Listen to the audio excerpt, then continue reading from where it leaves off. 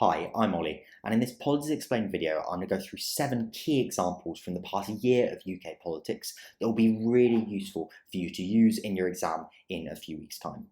All of the examples we're going to go through are part of this PDF that you can purchase on the Politics Explained website. It's a really detailed example pack of over 30 pages that covers loads and loads of key examples broken down by topic and sorted that you can use in your first exam on UK politics. Of course, we're going to go through some of the key ones, but if you want to get all of those, you can purchase that on the Politics Explained website, where you can also find loads of other resources to help you in your politics A-level, including detailed essay plans covering every single part of the course, detailed updating textbooks doing exactly the same, and a place to sign up for some live revision webinars we're running in the next few weeks before your exams this year, or a place to sign up for tutoring if there's something you're interested in.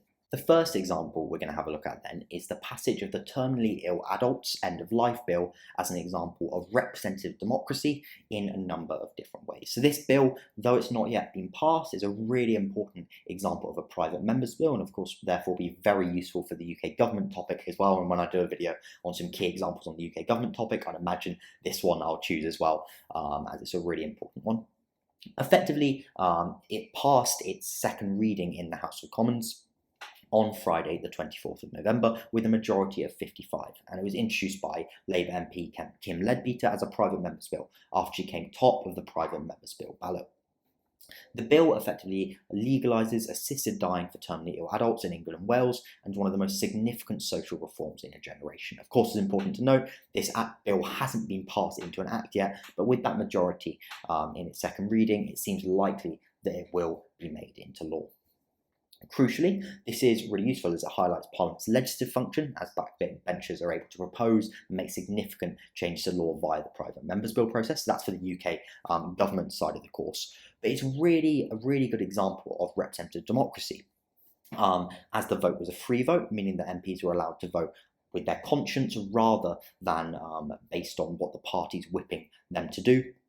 And despite polling showing 2/3 of the public supported assisted dying, the vote was much closer. And this shows how MPs fulfil the trustee model of representation and exercise their own judgment rather than being beholden to the public's views. And that's really important as an example of representative democracy, where MPs are elected by constituents and they're allowed to then exercise that judgment rather than it being direct democracy and them having to completely follow everything that their constituents say. So yeah, a really good example of representative democracy. On the other hand, actually, crucially, this is a bit of a mixed example of a representative democracy and direct democracy. And this is actually how Rupert Lowe, who's a Reform UK MP for Great Yarmouth, he voted according to effectively a kind of a poll of his constituency to decide how he'd vote. So he actually introduced an element of direct democracy into representative democracy. So he promised to vote according to the majority of the wishes of people in his constituency, and after 75% of them voted in favour of assisted dying in a poll, he cited wanting to consult his constituents as really important, and he voted in favour of assisted dying. Of the assisted dying bill. And this is an example of a representative trying to introduce an element of direct democracy in how they represent their constituents. And as first past the post creates single member constituencies, MPs can represent their interests in Parliament, and voters can then hold them to account on how they're represented. So it's also a good example of the MP constituency link in the electoral systems topic. So that's a bit of an interesting one, where on the one hand it's an example of representative democracy, as it's ultimately it's a representative, Rupert Lowe is, but he's tried to bring in an element of direct democracy in how he votes in Parliament. The next example we're going to have a look at then is a really good example for the media and also for the democratic deficit parts of the UK politics specification, and that's Labour being accused of cronyism due to Lord Ali and Freebiegate, which is a really important scandal that dominated the headlines in the first couple of months of the new Labour government in the summer of 2024. Effectively, the government was involved in a significant controversy involving a prominent donor, Lord Wahid Ali, who is a media entrepreneur and a Labour peer who had donated over £500,000 to the party since 2020, so since Starmer became leader. The scandal, dubbed Freebie and Passes for Glasses, revealed that Prime Minister Keir Starmer had accepted substantial gifts from Ali, including clothing and eyewear valued at over £16,000, of some of which were not properly or promptly and effectively declared. Further scrutiny then revealed that Starmer had accepted more than £100,000 in gifts and hospitality since 2019, surpassing all other MPs, whilst also other members of Starmer's cabinet had found to have received significant gifts from Ali, including Deputy Prime Minister Angela Rayner and Chancellor Rachel Reeves. And this was especially controversial as following Labour's victory in 2024 in July, Ali, who's ultimately unelected, he's a member of the House of Lords and a donor to the Labour Party, was granted a temporary security pass to Downing Street, which he used to organise a post-election event and reportedly to advise on public appointments, a project referred to as Operation Integrity. So this was a kind of him being given a significant role in politics. Of course, he's not a cabinet member, he's not making major decisions, but he's got real access to government there if he's got a temporary pass to Downing Street, and it can be argued that because he's unelected, he really shouldn't have been.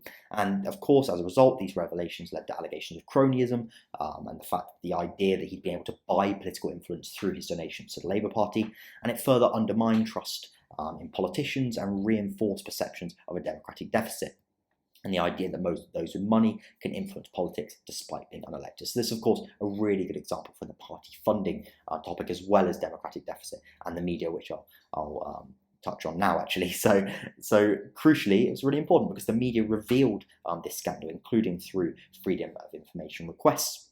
And it really shows how the media can hold the government to account between elections and uphold democracy, as they've exposed the scandal. And crucially, this is a really important example for a democratic deficit, as Starmer really came in and campaigned in the 2024 election on changing and restoring public trust in politics after the previous Conservative government having effectively scandal after scandal. And very early on, there was a massive scandal related to cronyism and related to the new Labour government that further undermined public trust in politicians, and suggested this idea that there is a democratic deficit and that those with money in UK politics can buy influence. The next example we're going to have a look at then is Labour's increasingly right-wing immigration policy, which is a really good example both for Labour Party policy and for the rights in context topic in your UK politics exam. So in January 2025, the government published the Border Security, Asylum and Immigration Bill. This included counter-terror style powers to smash the people smuggling gangs. And this was a really key pledge of the Labour Party during the 2024 election. But then in February 2025, the government announced that it would make it impossible for a refugee who arrives in the UK on a small boat to become a British citizen, which is a really significant step that attracted significant criticism from the Refugee Council and some Labour MPs. I'm actually really surprised it didn't attract more media attention. Together, this shows a shift in Labour Party policy towards a stricter, more right-wing approach to immigration, having previously based their immigration policy around a firm opposition to the Tory party's Illegal Migration Act and Safety of Rwanda Act, which they scrapped after winning the 2024 election. Additionally, it highlights the significant impact of minor parties on government policy. Reform UK has increased its poll ratings considerably since the election, especially in red wall areas. Many seats across this area have a narrow margin of victory, and Reform actually came second place to Labour in 89 seats, allowing them to threaten the spoiler effect at the next election. Reform have pushed a strong anti-migration message. It's a key reason for their growing support, and as a result, it can be argued they push Labour further to the right on immigration. So it's a really good example on a number of things. Firstly, on rights in context. Effectively, it can be argued that the move to make it impossible for a refugee who arrives in the UK on a small boat to become a British citizen really threatens the rights of refugees in the UK, and some argue that it actually undermines the Human Rights Act. Secondly, it's the shift to the right in Labour Party policy, a really good example of Labour Party policy and potentially shifting further to the right, not really to New Labour from Old Labour, because New Labour are actually very supportive of immigration, but certainly to the right wing. And thirdly, it's a really good example of the influence of Reform and minor parties in the UK through the potential for the spoiler effect. The next example we're going to have a look at then is linked to that previous example we had a look at, and that's Reform's polling lead in some recent polls and growing influence in UK politics. And this is a really good example in relation to party systems, the shift towards a multi-party system in UK politics, as well as the growing influence of minor parties in UK politics. So since the 2024 general election, Reform has seen a massive increase in their support in UK voting intention polls, and that's after they performed really well in the 2024 election, getting around 14% of the vote and 5 MPs. In a January 2025 poll, YouGov poll, for example, the party came in second place and within the margin of error to overtake Labour. They polled at 25% compared to Labour's 26% and above the Conservatives, who received just 22%. And they've also overtaken the Conservative Party in terms of membership, which is sitting around 200,000 members. And the polls show gains especially concentrated in the 18 to 24 age category, which the Conservative Party really struggles with in particular. And this has put pressure on the major parties and driven issues such as immigration up the political agenda, as we just spoke about. So Labour MPs who represent red wall constituencies where Reform is polling really well and therefore threatens these MPs' jobs at the next election, have formed a new backbench faction to push Keir Starmer for a tougher stance on immigration. And this has of course been seen in those shifts we looked at in the previous example. And this really shows that the UK is an increasingly a multi-party system and highlights the indirect influence over policy that minor parties can have in UK politics. They can mobilise public support, put issues on the political agenda and threaten major parties at the next election, which can influence the policies of those major parties. And in particular with Reform, it's resulted in Labour being shifted to the right, particularly on immigration policy. The next example we're going to have a look at then is in relation to electoral systems, and that's the fact that the 2024 election, according to the Gallagher Index, was the least proportional election result in British history. And that was seen most prominently with Labour and the Liberal Democrats, especially Labour, who won an absolute landslide with 411 seats out of 650, so that's 63% of all of the seats, and a 174-seat majority, an absolute landslide, the biggest since Tony Blair in 1997, which was the biggest since the Second World War, despite receiving just 33.7% of the vote. So nowhere near a majority in terms of vote share, delivered a massive majority in terms of seat share. And it's a really clear example of the winner's bonus in that first past the post creates.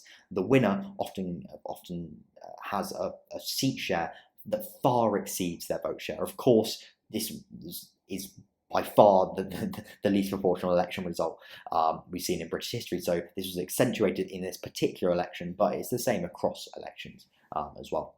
So to give some context, in 2019, they received a very similar vote share at 32.1% of the vote, but just 202 seats. And that shows how first past the post is really unproportional, has a very distorting impact on the election result compared to what the people actually vote for. Similarly, the Lib Dems won effectively the same vote share as they did in 2019. They won way more seats. They won 12.2% of the vote in 2024 in comparison to 11.6% of the vote in 2019, but won 72 seats in comparison to just 11 seats. Minor parties, on the other hand, increased their vote share significantly from 12.7% of the vote in 2019 to 30.4% of the vote in 2024. So it's really an election that shows the breakdown of the two-party system in terms of voters' preferences, at least. But due to first past the post, they were greatly underrepresented in terms of seats. So Reform received 14% of the vote, but just 5 MPs, whilst the Green Party received 7% of the vote, but just 4 MPs. This is a really, really important recent example that you should be bringing into all of your electoral systems essays, of course, apart from the ones on referendums. The next example we're going to have a look at then is one of pressure group failure and one of a pressure group moving from insider status to outsider status, and that's the National Farmers Union. The National Farmers Union, under the last Conservative government, and also all of the Conservative governments before it, was able to wield significant policy influence, owing to their very close ties with DEFRA, the Department for Agriculture and Environment, and the Conservative Party as a whole. For example, in 2024, British Prime Minister Rishi Sunak attended their annual conference and pledged to protect British farming in the agricultural market, leading to the UK suspending their trade talks with Canada after they refused to loosen food standards. And this benefited the 55,000 farmers the union represents and showed their influence on the Conservative government and how they were really an insider pressure group that were very aligned with Conservative government policy, but also able to have significant influence over it. This has massively changed since the 2024 election and Labour being elected, with their influence over policies declining significantly, possibly due to Labour performing less well in rural areas and the countryside being less important to their identity as a party. And this was seen most clearly in the Labour Party's first budget in October 2024, when Rachel Reeves introduced a tax of 20% on inherited farming assets over £1 million, which President of the NFU, Tom Bradshaw, criticised for leading to the death of the family farm. They launched a massive campaign against it and generated significant involvement of farmers and popular support, including mass protests in front of Westminster, support from Jeremy Clarkson, a really key public figure and celebrity endorsement, but ultimately weren't able to overturn the policy. And this shows how a pressure group status, whether it's an insider group or an outsider group, can shift based on the government changing and the government's direction changing, and how that really influences their ability to influence policy and get the key policy measures they want implemented in UK politics. Later on in this example, there's also an example, this relates to rights, because the Public Order Act was actually used in March 2025 to prevent kind of farmers' protests against inheritance tax changes from bringing tractors to Westminster. And that could be seen as a really important example of there not being rights not being effectively protected in the UK, particularly the right to protest. And that was due to the Public Order Act that was passed in 2023 that prevents protests from happening, that kind of can be defined as interfering with really important national infrastructure, and that includes the roads around Westminster. But of course, that's a really good example potentially to argue that rights aren't well protected in the UK, particularly the right to protest. The final example we're going to have a look at then is the most recent one of all, and that's in relation to the spring statement that happened a couple of weeks ago, where the Labour Party announced a number of welfare cuts that are a really good example of Labour Party policy, in particular them being more aligned with New Labour than with Old Labour. So in late March 2025, Chancellor Rachel Reeves made her spring statement, something that was not meant to be a kind of big fiscal event, but turned into one, due to mounting pressures on the government to do something about stagnant growth in the economy and wide dissatisfaction with their previous economic policies. The statement was very much geared to a more centrist New Labour ideology. It could even be described as centre-right, and aligned in some ways with the kind of austerity measures that the Conservative Party brought in 2010. And this really shows how public attitudes can influence governments to shift their ideological positions, as a growing support for Reform UK was damaging Labour in the polls. Reform actually supported these measures.